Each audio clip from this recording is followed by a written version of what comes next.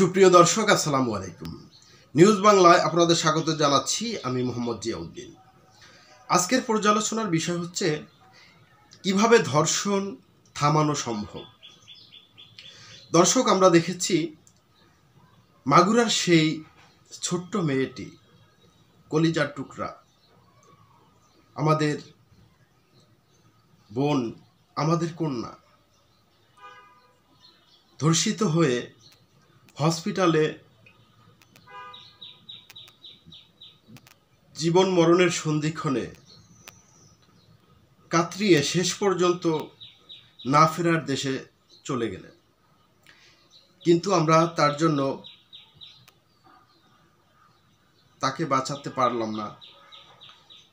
এটা আমাদের সকলেরই ব্যর্থতা।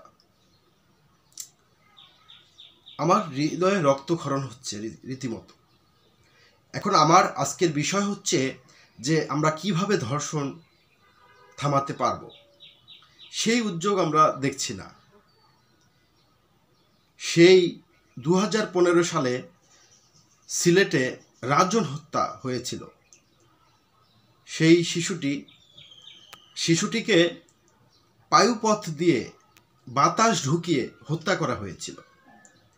আসামিরা গ্রেপ্তার হয়েছে। আজ এত বছর পরেও তাদের তো আমরা শাস্তি ওইভাবে দেখলাম না। দৃষ্টান্তমূলক শাস্তি হতে হয়। এরপরে আমরা দেখলাম তনু হত্যা। সেই তনু হত্যা হয়েছে, কিন্তু তার বিচারও তো আমরা দৃষ্টান্তমূলক দেখলাম না। পৃথিবীর অনেক দেশেই নজির রয়েছে। উত্তর কোরিয়ায় প্রকাশ্যে ফায়ার স্কোয়াডে তাদেরকে শুট করে মারা হয়। চীনেও একই সিস্টেম রয়েছে, ফাঁসি দিয়ে অনেক দেশেই মারা হয়। আবার সৌদি আরব সহ কিছু দেশে সরাসরি কতল করা হয়। এভাবে দৃষ্টান্তমূলক শাস্তি দিতে না পারলে ধর্ষণ কখনোই রোধ করা সম্ভব না।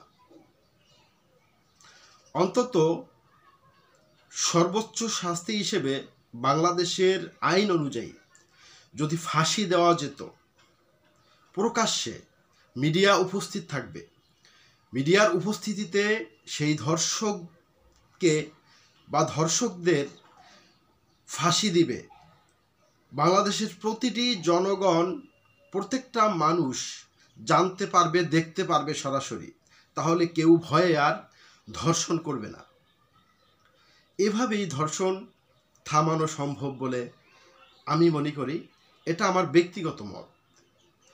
তো দর্শক, আপনারা কে কি মনে করেন মন্তব্য করুন, কমেন্টে জানাতে পারেন। দর্শক, ভালো থাকবেন। আল্লাহ হাফেজ।